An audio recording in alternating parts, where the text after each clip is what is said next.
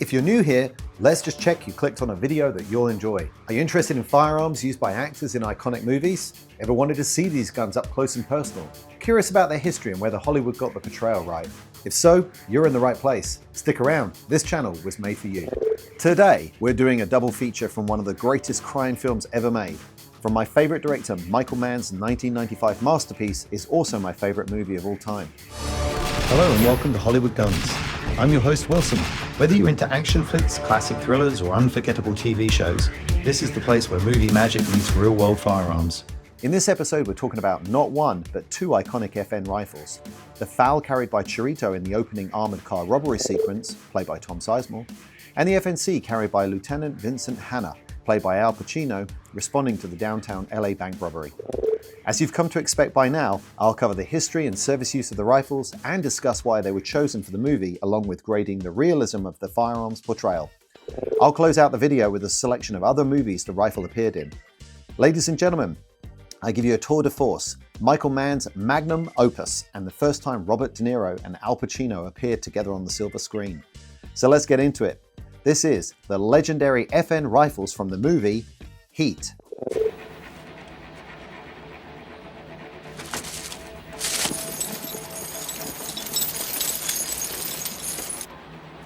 Seconds left! Get back! Get back! Get back! Hey, Slick, you see that shit coming out of their ears? They can't fucking hear you. I got it. Got it. You gotta fuck with me. You wanna fuck with me?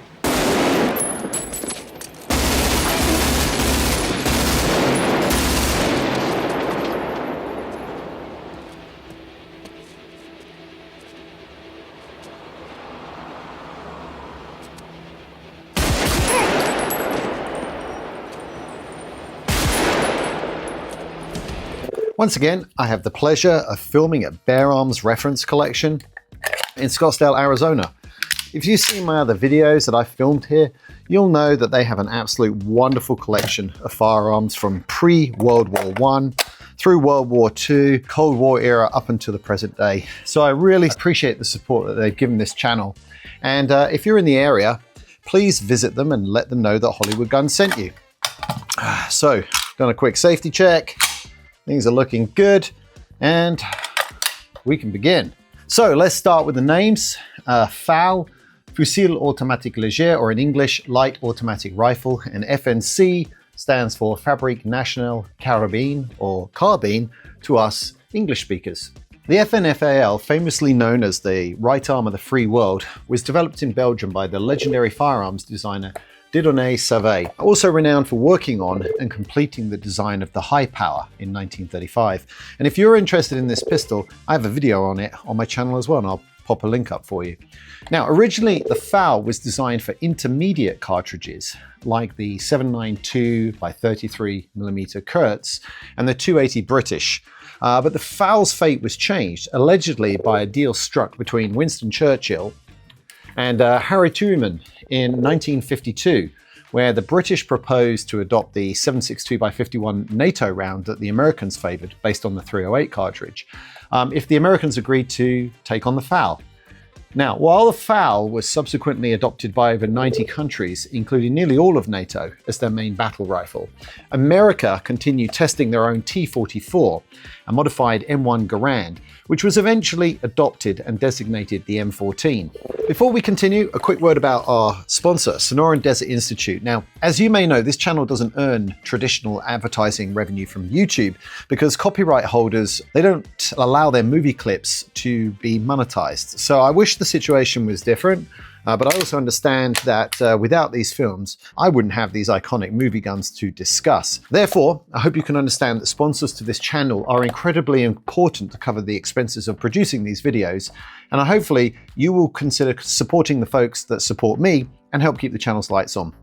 Now, with that being said, if you're interested in a career as a gunsmith, shooting sports management, or you want to learn about the rapidly expanding opportunities in commercial drones, Please use the link in the description and pinned comment where you can ask SCI to send you more information. Now, on the other side of the law, in Heat, we have Lieutenant Vincent Hanna, played by Al Pacino, carrying the FNC during the iconic bank robbery sequence. It's also a paramodel. Developed in the mid-1970s, the FNC was FN's answer to the growing demand for the 5.56 NATO cartridge, a smaller, lighter round than the FAL's 7.62.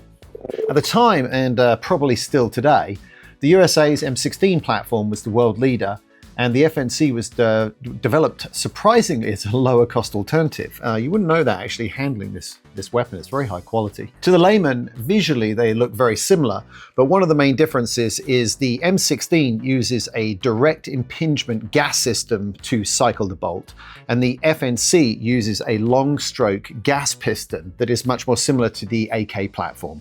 The FNC also has its charging handle on the right hand side of the receiver, just like an AK-2.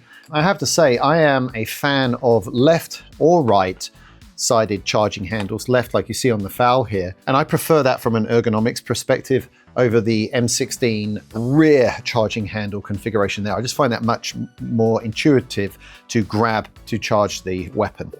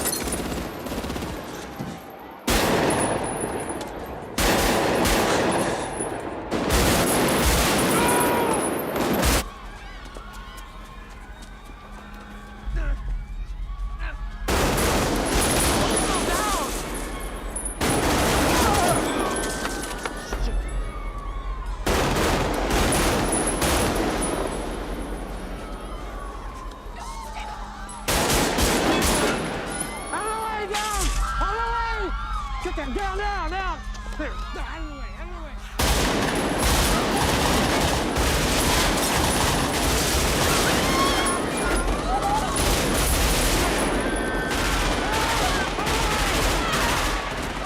On screen is a map of the countries which adopted the FNC in blue. Produced in Belgium, it was adopted into the Belgian Armed Forces in 1989 as a service-wide replacement for the FAL, but interestingly, the first nation state to adopt it was actually Indonesia in 1982, where they purchased 10,000 units for their air force. Eventually, the Indonesian government acquired a license to produce the FNC in country by their national arms manufacturer, PT Pindad. Now, if this name sounds familiar to American viewers, it's because recently Pindad has been at SHOT Show in 2024 and 25, looking at commercially importing several of their licensed firearms. To me, that came out pretty easy. To me, this is very exciting as they have long relationships with FN and Beretta, and we may see some of their Cold War classics available here soon. Why the guns were chosen for the movie? Michael Mann is renowned for his attention to detail and realism regarding firearms in his films. He had long-term working partnerships with Jim Zubiana from the early 80s, who was in Manhunter and Miami Vice. And Zubiana not only consulted but also appeared in both those productions. For Heat, Mann also collaborated with two former British SAS operatives. They notably designed the downtown LA assault scene, training the actors in special forces tactics, emphasizing attack, cover, and movement rather than retreat in an ambush. And that's where we see that FNC portrayed. Interviews with Mann in 2015 and 2019, which are available on YouTube, revealed that these SAS operatives were Mick Gould and Stephen Billy Mitchell, better known by his pen name, Andy McNabb. I didn't know he was involved in Heat until I did that research. And McNabb is actually one of my favorite authors, penning a lot of books, but his nonfiction books, which I enjoyed the most, are Bravo 20, and my favorite one is the end of that particular series. It's called Seven Troop. If you haven't read those books, I highly recommend them. And Gould is a sought-after firearms consultant in Hollywood, with credits including Heat, Ronin, Taken, The Equalizer 2, and Collateral.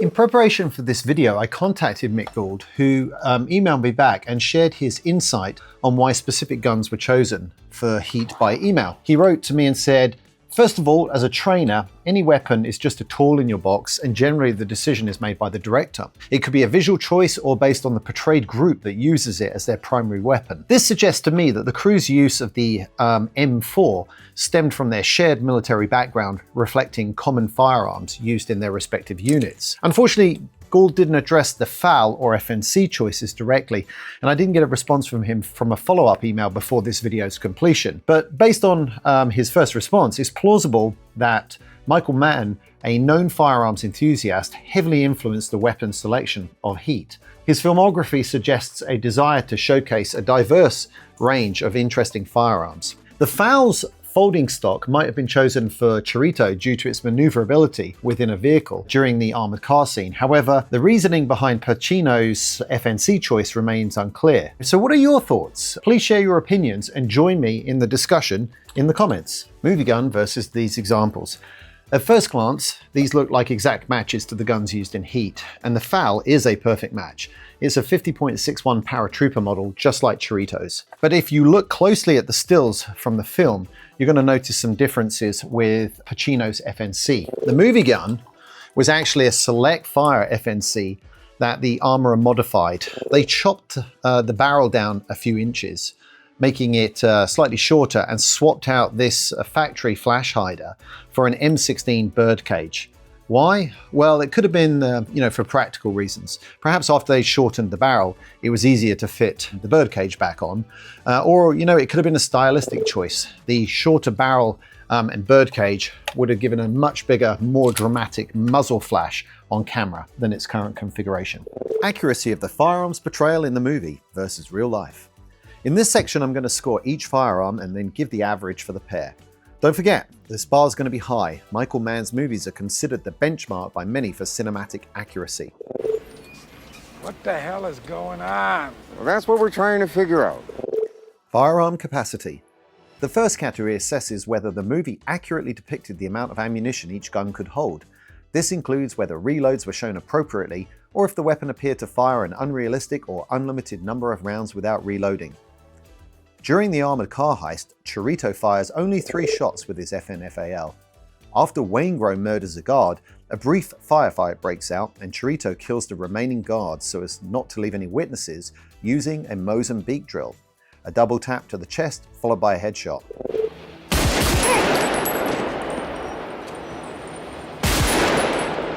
This tactic is a recurring motif in Michael Mann's films, notably seen again when De Niro's character Macaulay catches up with Waingro later in the movie. Later, in the downtown Los Angeles bank robbery scene, Lieutenant Vincent Hanna uses his FNC to engage Macaulay's crew.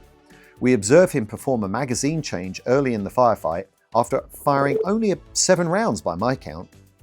It's possible he fired more shots off camera, given the chaotic soundscape filled with gunfire from both sides.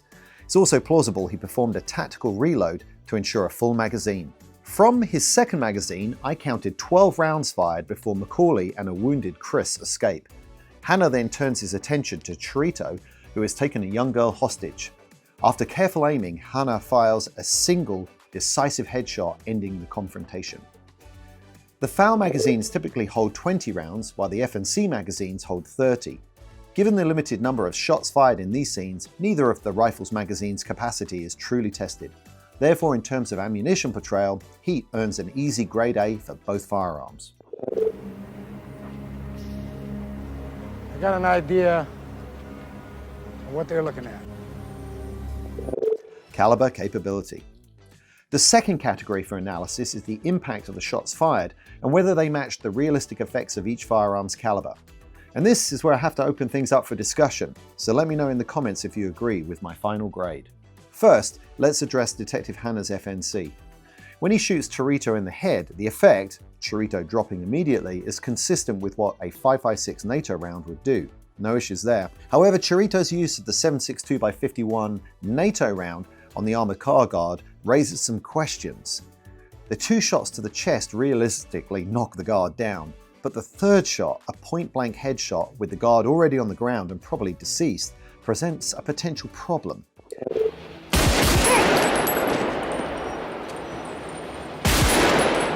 The 7.62 NATO round at that range delivers around 26,000 foot-pounds of energy. In metric, that's a lot. The effect on a human head at point-blank range would be devastating and, quite frankly, very messy. Also, there's a risk of spalling or ricochet from the bullet impacting the concrete, so close to Chirito and his crew.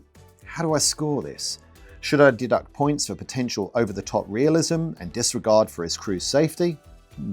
On the other hand, am I even qualified to second-guess Michael Mann or the film's experienced firearms consultants who were former SAS operatives? Clearly not.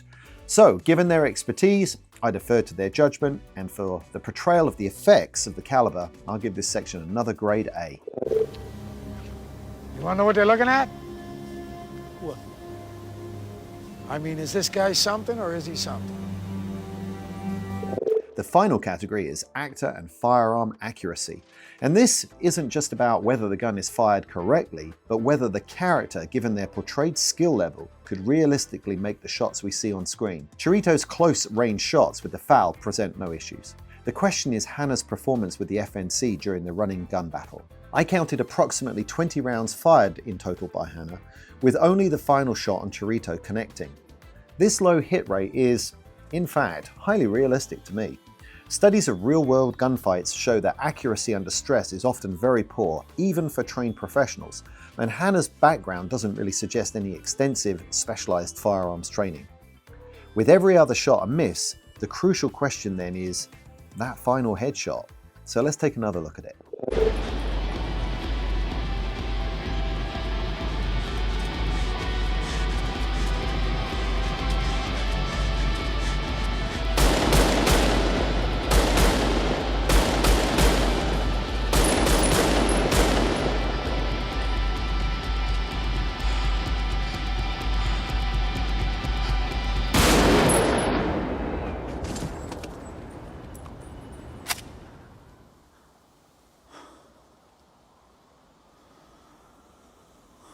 On the positives, the distance appears to be very close, within 50 yards, and the FNC's iron sights, especially with its peephole, are very accurate. However, the circumstances are extreme.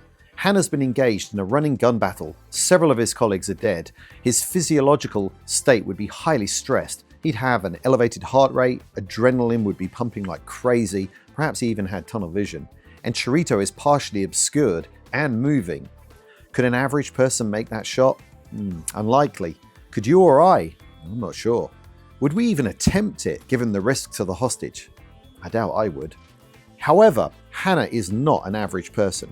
He's presented as an obsessive, almost unnaturally intuitive detective, willing to take extreme risks. Given his established character traits and the stakes, I believe it's plausible, though certainly not probable, that he could make that shot.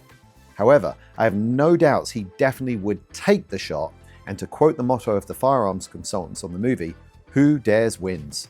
Therefore, I'm sold. He'd nail it, just like we saw in the movie, and I'm giving this another A for actor and firearm accuracy. This crew is good. You know what they're looking at? What? Us. the LAPD, the police department. It just got made. Overall grade for firearm accuracy of the FAL and FNC, Heat earns a solid grade A from me. It's a film that strives for realism within the context of an action movie, and it succeeds. Wait, did you expect anything less? Okay. Ha!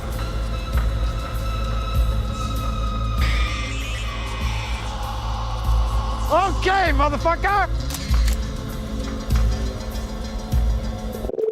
Other movies and scenes the firearms were used in. Well, for this segment, we're going to completely skip the FAL, as I'm going to cover it in more depth on a video very soon. By the time this video airs, I will have recorded an interview with friend of the channel, Hollywood director John Moore, who directed Die Hard 5, Max Payne, and Behind Enemy Lines.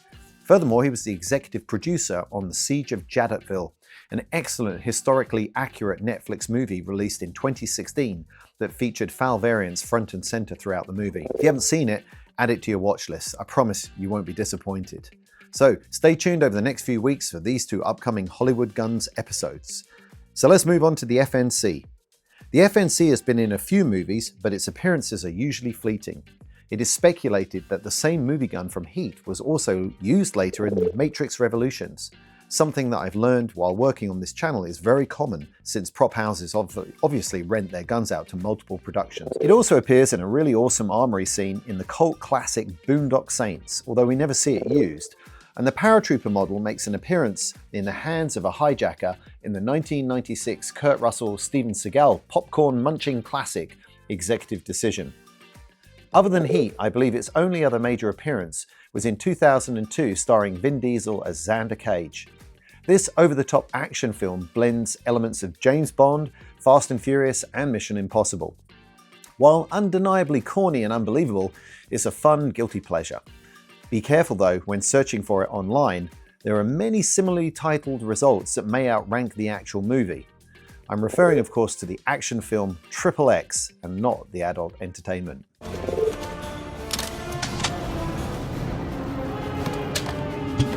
Pick one.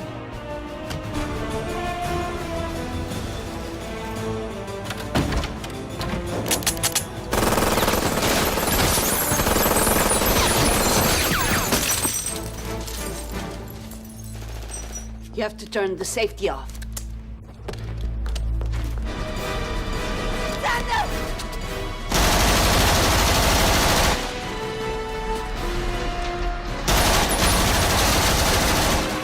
Learn how to shoot, you piece of shit!